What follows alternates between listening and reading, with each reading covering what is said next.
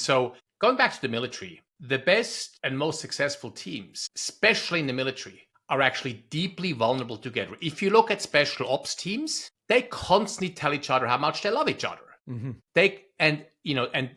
The special operations teams, if you are lucky enough, if that's your thing anyway, and you get trained there, it's like humility first, rank never. Like everybody speaks up because everybody's lives is in each other's hands, right? And so there's the power of vulnerability. So vulnerability is one of the quickest ways to build trust, actually. And so inspiring folks with, for example, special ops teams that are deeply humble, deeply vulnerable, own their stuff, and are highly successful. Some of the best teams ever. So that's the inspiration.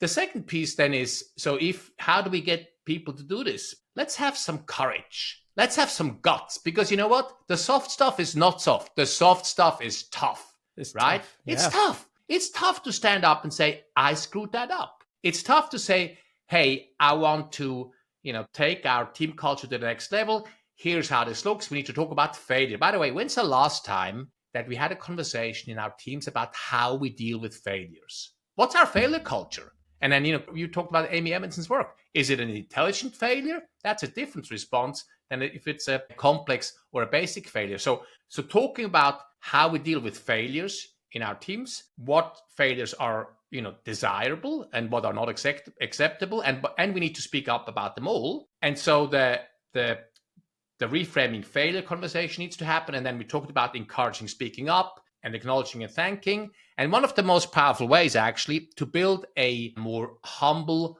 vulnerable, strong team culture is to actually take your team out of the office and do some experiential learning together. And, I'm not talking about the circles we fell backwards, the trustfuls, that's right. But like simple things. I haven't dropped anyone yet, so.